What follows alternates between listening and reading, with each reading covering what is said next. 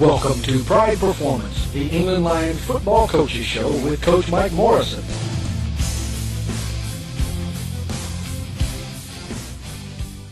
And welcome to Pride Performance. We're here with Coach Mike Morrison. Welcome, Coach. Good morning.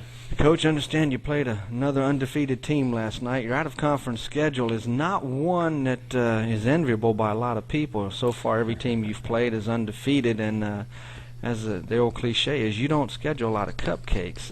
England has got their handful with Hazen, Carlisle, and coming up Rising. Let's talk about the game last night at Hazen.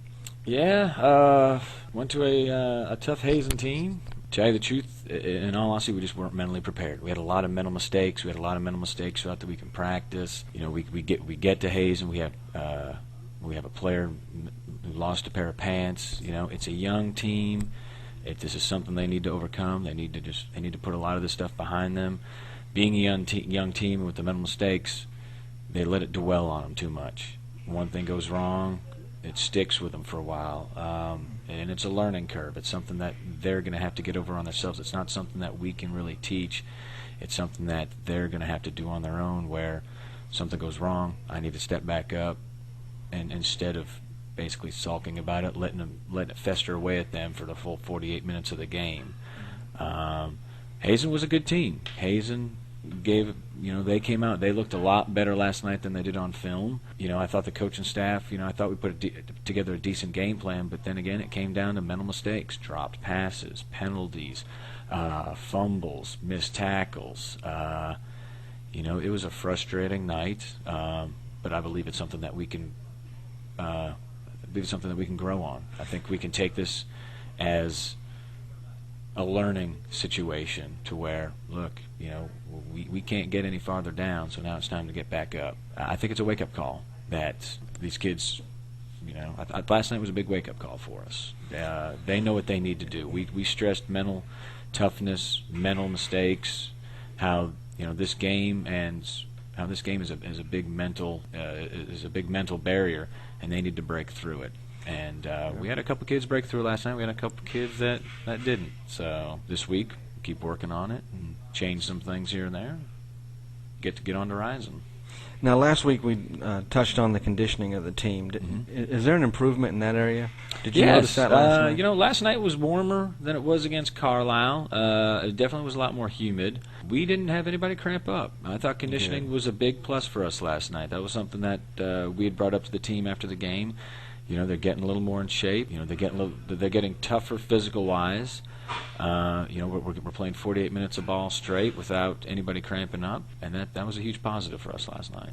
Well, they put 38 points on the board, primarily due to their two running backs. I understand they've got a couple guys back there that can really carry the workload for them. And when you've got a team that has that kind of offensive running backs, their offense tends to stay on the field quite a bit. Yeah, and that, in turn, causes the defense to be on the field, right, of course. And when you've got a team with limited numbers like England has, how much of an impact is that for the defense to see that they're out on the field the majority of the game, and they look over to the sideline and there's not another 20 guys that can come in to replace them? That's a huge deal. And it's a huge mental thing to deal with when you're basically out there on an island by yourself. Offensively, we did a good job of helping the defense out. Drop passes, a lot of 3-and-outs, a couple fumbles that shouldn't have happened. We had a bad snap. We offensively need to do a better job to help out the defense. If we can hold on to the ball a little longer, let the defense get a little bit of rest, because it's a lot easier to play football when you're driving on your toes than it is on your heels. Exactly. And we definitely didn't do a good job of helping out the defense last night. And they got tired, and then they got frustrated. And 38 points will frustrate you. But it's numbers are a problem. You've got 11 guys on the field. We showed up with 21. We've only got 10 guys on the sideline. So technically, we can't even do a mass substitution when we need to. We can get guys in and out that need it. But as far as those guys that are out there need to basically stay out there and suck it up and do the best they can. And I thought they did a great job of that. And the great thing about a good positive was nobody quit last night. They played 48 minutes, 38-0. They were still coming out and driving off the ball. They did a good job in those regards, and that made us proud as a staff because, Doesn't matter if you're Fayetteville High, Little Rock Central, Pine Bluff, West Memphis. You get down 38-0, somebody's not going to step up. Exactly. And they all played to the end. They all played well as a team at the end. So. What about your injuries situation? I know there's some nicks and bangs from the Carlisle game, and going into Hazen, you had a quarterback that was not 100%. How did that work out last night? Was he able to go? He hurt his ankle again. We haven't seen him this morning. He was hobbling around after the game. I'm pretty sure he'll go to the injury clinic this morning. We'll get a better update later this afternoon. But I'm not holding my breath that he's going to be 100% for next week. So we may have to change offense a little bit, change our personnel a little bit to fit the situation. But he lasted, let me think. I think he probably lasted the half. But I think he probably got knocked out in the third quarter.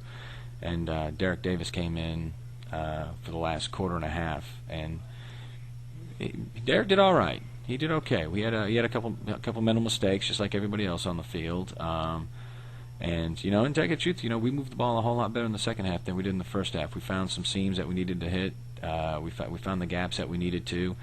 The line came off and blocked a little bit better, and we got some yards, but we kept shooting ourselves in the foot. We take a big step forward, and then we're taking 4 small steps back. We had a ball in the open field and just dropped the ball, just flat out dropped it. That's a huge, that's a killer. Now, from what I can tell, Derek appears to me to be more of a pure passer as far as being able to hit the target, where Bunch has got, I think, a stronger arm. And can really air it out. So is there any opportunity to maybe use Derek in the short passing game and use Bunch when there's an opportunity to really stretch the field? We're gonna. It's one thing and that's what we didn't practice this past week was get the ball in the open field with the short passing game, bubbles, tunnels, quicks, slants, outs, anything we could to basically open up the field and get our speed and our athletes to the open space. The big difference between the two is age and experience. DeMarcus has experience. Exactly. He's pretty good at, if the pocket collapses, stepping up. Derek, on occasion, can step up in that pocket. Sometimes he rolls out. Derek makes good decisions when he needs to. But it's an experience thing. The more experience he gets, the better he's going to get. Exactly, and that's one of the things that you just can't wait around for. You've got to actually be at practice, be in the game, and take those knocks so you can get that game speed and get an appreciation for it. You can take all the snaps you want in practice. Exactly. It's just not the same. You're listening to Pride Performance with Coach Mike Morrison.